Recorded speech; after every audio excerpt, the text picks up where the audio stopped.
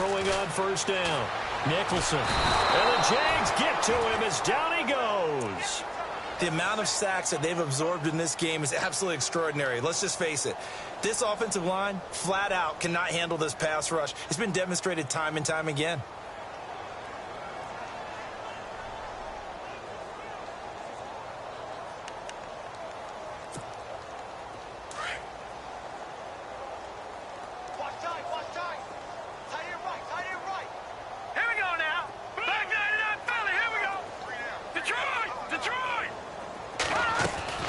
Looking to throw on second down. Nicholson. Going down the middle, and it's complete. And he gets this one all the way up to the 40-yard line. 23 yards on the play. All right, now look at 56. Let's go. On first down, Nicholson. Got a man over the middle, and it's complete. And he's going to get this down to the 35-yard line. A really nice gain of 25 yards.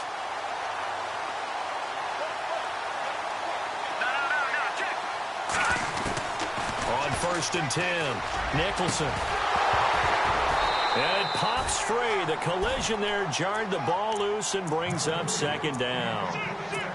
But one thing that I've liked defensively is that they've shown them a lot of different looks here in the first half. They've come after them. They've sat back. I think that's what you need to do to keep an offense guessing. And they certainly have kept them on their toes. That's why they haven't had much success on the scoreboard. All right, now look at 56. Throwing again on second and 10. Nicholson. Eluding the pressure right. It's a short one here, complete to the tight end. And this time not quite to the 30. It'll be down at the 31-yard line. Now you've got to hustle your guys to the line and get them set.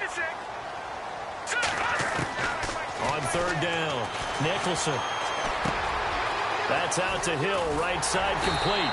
And he's going to get the first down here as he's taken down at the 22. And now before this first down play, we're going to get a timeout here. As it comes with 22 seconds to go here in half number one. And here comes play number 6 on this drive. Watch that. Hurry up, here we go. 3-19. Detroit. Watch it now, Barney. Throwing on first down, Nicholson. And my goodness, another interception. Picked off at the 15. And his guys have got it back at the closing stages of the first half. What a nightmarish game he's having now. 6 interceptions that he has thrown. Absolutely unbelievable, isn't it? Hard to believe we're watching this and have seen it. But it just tells you about the game of football. It giveth and it taketh away. Yeah, the guys, though, that have thrown 6 interceptions in a game, the likes of Peyton Manning, Brett Favre, I think Joe Namath, he did it 3 times. And oh, it'll be intercepted. Read it well, and it's picked. And he will be brought down as time is now run out on this first half of action. So we're at halftime of this AFC wildcard matchup. As we send you on to Orlando, we hook back up with Larry Ridley. He's got our EA Sports halftime report. So both teams have their marching orders, and we'll get going again here in quarter number 3. And this will be a touchback as that sails over the end line. Out come the Jaguars now as he'll go on offense first here in this third quarter. They had a big first half. Now they have a chance to add to that lead here in the opening possession of the second half. And everyone always asks about halftime adjustments, kind of the key phrase. What did you do at halftime? Well, the way they ran offense in the first half, I think they were very calm, congratulatory, but also and he will go down outside of the pocket for a sack. Tried to get away, but could not. And no matter what the situation, the O-line just hates that because they feel like they didn't protect little brother back there, right? Man, that's just so difficult for them because just think about every single play. When you decide to throw the football, you're dealing with some of the best athletes on the planet. You talk about guys, if they weren't playing football, they'd be starring in the NBA at power forward. It's a really difficult task. And able to break one tackle, but then quickly brought down. But a nice little gain. That one good for 10 yards. And they're going to face a third down.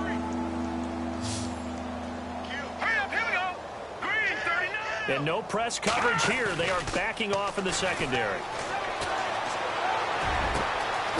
Going down the middle, and it's complete. Through an opening, and there he goes. Touchdown, Jaguars. A big play there. 73 yards. And the Jaguars are pouring it on. And that touchdown reception is the 5th for him in this game, and that ties the NFL record. And a record that's held up since 1950. This is another person that's tied it, but think about this. Bob Shaw said it in 1950. Kellen Winslow came along and tied it. And then, of course, Jerry Rice tied it as well. And finally, we're seeing it here one more time. Phenomenal. This one fielded at the 5. And he'll take this one near the 25, call it the 26-yard line.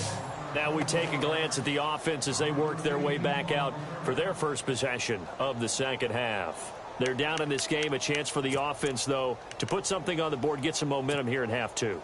Try and get things kick-started for them. And you know at the half, they discussed how they were going to get that done. This is where scripting comes into play a lot of the time. How many plays do you script coming out of the second? Most of the time in the first half, you're scripting 12 to 16. I think in the second half, you're really scripting more like 8 to 10. Kind of a starter or an opener, whatever terminology they use. Just something to get you off to a quick start. It's Hill, complete. 7 yards, the pickup on the pitch and catch. When you see zone defense and you know you've got a drag route on as your primary call, you've got to be really careful as a passer about how far you let your guy go because he might wander into some tough coverage. Quick hitter here, it's complete. And he'll get it up near the 35, right at the 34 here. That catch good for only a yard, and it'll be third down. Well, clearly one of his advantages as a passer is his height, sit back in the pocket, fired over the middle. That makes things tougher defensively, doesn't it? It really does, because your goal is to move the quarterback off his initial spot when he gets his drop back completed. But when you have that type of height, he can stay in there. If he's and they finally get to him as he's taken down. Brandon, I think you understand the type of afternoon this offensive line is having. It is a long one for them. Long for you to spend it with me. Long for them trying to block those guys. They've given up a whole lot of sacks, and the speed and quickness of that defensive line is eating them alive. Here's Marquette King now. And surprisingly, this is the first punt of the game for either team. And he gets this away, and look at this. This is a good one. And he'll go ahead and field this at the 5.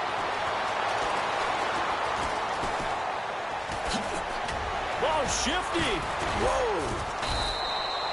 Might have needed just one more block as it stands. 37-yard return. And the Jaguars go on offense, first down and 10. Out comes the Jacksonville offense as they get set to take over here. And last time out, another touchdown. And I think there may be some empty seats around here by the time the fourth quarter comes around. Yeah, I have to agree with you because this one's just about decided. But you know who benefits from all those empty seats? He'll be brought down by the Broncos. It's a sack. Leonard Williams. He's the one that got to him. He takes him down for a loss of 9.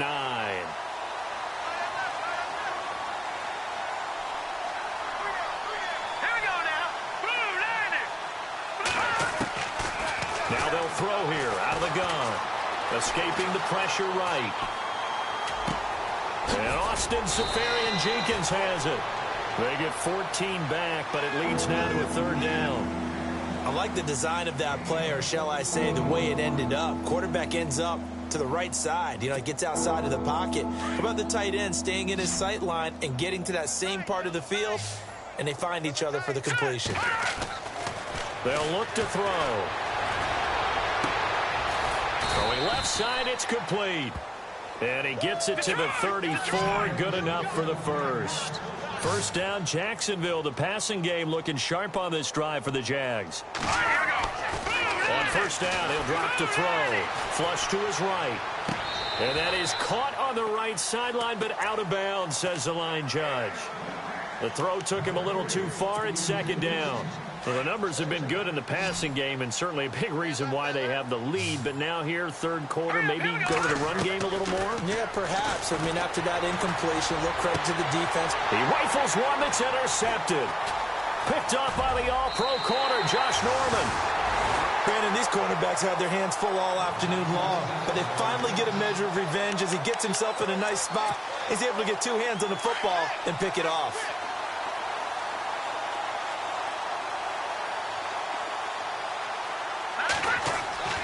On first down, Nicholson. He's going to loft one deep left side here.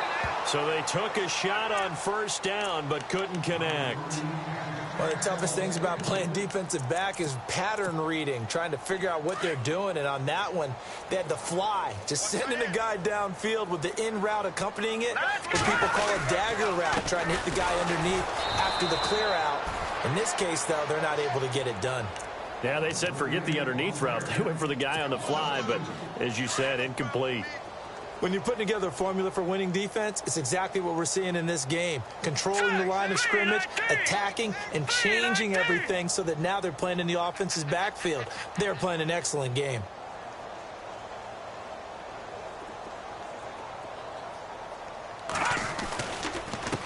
Now a handoff here to his running back. That'll make it fourth down after a loss of 1. With the struggles we're seeing up front for the offense today, they've got to think about changing up their play calling. Some screens, some draws, some quick-hitting plays in order to try and supplement the run game. You don't totally abandon it, but you try and give it a little bit of help.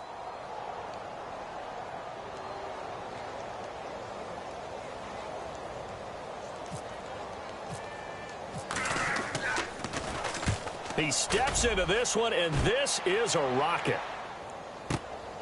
Now this is fielded in the end zone.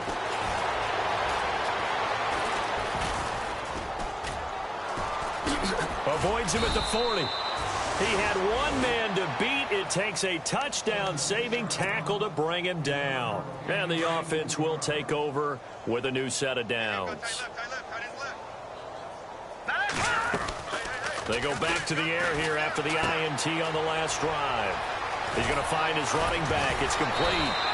And he'll be out of bounds just shy of the 40. A big one there for the Jags. 18 yards, first down. And on that last play there, he's over 400 yards passing now. You know what that generally means? Success. That, and it means you really didn't miss opportunities. Usually very accurate. The ball's getting to the right place. Guys are making yardage after the catch to help you out that way. I mean, the whole team has picked it up. And don't forget, that means the offensive line has had to pass protect pretty well, too. Yeah, everyone dialed in. Trying to get out wide, but he's going to be tackled right near the line of scrimmage. Call it no gain on the play, and it'll be second down. So nothing there, but maybe you blame that on the blocking. Yeah, at some point, you've got to win at the point of attack. And on that play, that was all the defense. Got his man. It's caught. Touchdown, Jaguars. Well, you know he can be explosive, and he's ultra-explosive there on the fly route. And you know how many times we've talked to coaches and we've had quoted back to us, well, you know something? When you execute really well, it doesn't matter if they know it's coming or not. Well, sometimes athleticism beats you as well. He just took off and went. And that's almost like one of your Turkey Bowl games, isn't it? Just go long, Backyard. man. I'll hit you. And it worked really well for them. Out is the kickoff unit as they run up and send this one away. And that'll carry over the back line of the end zone for a touchback. Now this Broncos offensive unit ready to head back out onto the field. And with this deficit, you can't have too many more drives like the last drive where you had to punt it away. You know what I would tell my offense right here? The punter doesn't exist, guys. He doesn't even exist. He's not a team anymore. I just cut him, all right? So you've got to go out and create some offense for us here and give us some points. No way does that guy get on the field on this drive. Poor punter. Yeah, it wasn't his fault. But hey, listen, there's got to be casualties at times. We're trying to win a game. They'll run it now out of the gun. And he'll go down right at the 30-yard line. He gets them a little over half of what they needed. Now they're looking at a 3rd and 5. But you've got to give kudos to your offensive line and the guy carrying the ball because they were in a 2nd and long situation. It seemed pretty dire, but they brought it back to 3rd and manageable with that run. They'll run it now out of the gun. It's a loss of a full 3 yards, and it brings up 4th down. Another carry, same story. 4th quarter, and he is in red numbers right now with a running game. Hard to believe because you figure at some point you break off a run. But in this case, what we're seeing is just pure domination by the defense. I think it started with the scouting report. They got into what they were doing offensively, into their mindset, and now they're beating them to the punch on every snap. He gets this one away, and boy, it's another boomer. Fielded just inside the 20. 21 yards. Well done on the return. And out will come the offense as they take over. The Jaguars getting set to go. And this game comfortably in hand. The scoreboard speaks for itself, but you still got your starting quarterback out there. When do you go to the backup? Let him get some time. And that's one of the great questions in the NFL, Brandon, because I'm just going to tell you, in the 2015 season, I commentated on 3 games in a row that were blowouts.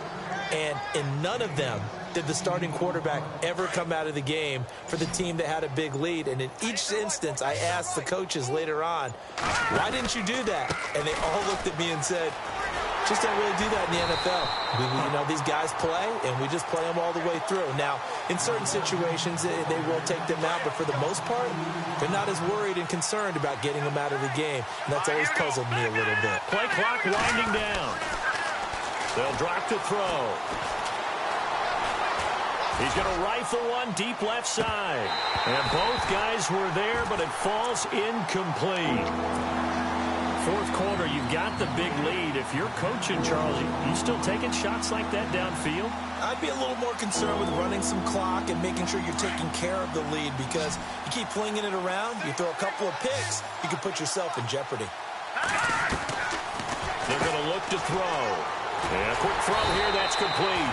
And he's going to be stopped up right at the line of scrimmage. The completion there winds up a wash, and it'll bring up 4th down. And that's when it's fun to play defense. When you're able to diagnose a play right from the beginning, get all your guys to the football and spill the play, that's when you have a lot of fun playing on that side of the ball. Here's Brad Nortman now, as he should be able to pin him back deep here with his first punt. He'll send this one into the mile-high air, and it's a good one. And a bit of a mistake there. This is well into the end zone for a touchback. Here's the Denver offense now as they get set to take over here. And right now these guys, they're shuffling a little bit, maybe doubting, because 3 straight drives have ended with them punting the football away. Yeah, so you start pointing fingers at each other a little bit, asking a lot of questions. What are you seeing? What are you getting? Maybe trying to narrow down your playbook a little bit and maybe get simpler rather than more complex in order to try and fashion together a drive. Yeah, the defense definitely showing blitz here. A handoff as they run the counter play. Fights forward for only about a yard up to the 21.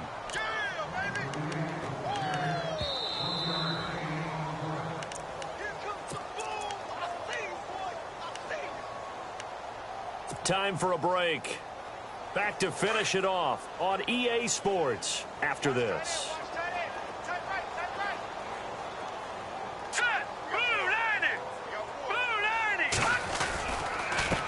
On 2nd down, they'll try and run the counter. They'll wind up losing 3. And now it's 3rd down. All right, Brandon, you know me as well as anyone. You know I don't usually advocate abandoning things during a game, but here we are in the second half. I think it's time to change things up. Let the running game go a little bit. Let's get to the passing game, and if you still want to get in the hands of the runner, maybe you swing it to him, throw it to him a little bit, try it that way. Just a gain of 2 there, and it's going to bring up a 4th down. This is what happens sometimes when you abandon the running game. It's hard to get back to it because once guys get out of that mentality of firing out and hitting people, hard to get them started again occasionally. As expected, they're going for it to keep the drive alive. Jaguar pressure and a Jaguar sack. They had to go for it with such little time remaining. And, boy, possession here turns over with the football already being in the red zone.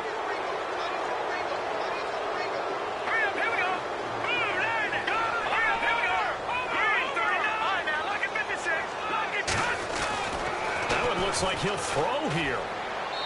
And he rifles one incomplete. Let's face it, perfection is something we all chase, whether it's playing this game or whatever we do. Hard to attain, but that's what they were searching for as that pass goes incomplete.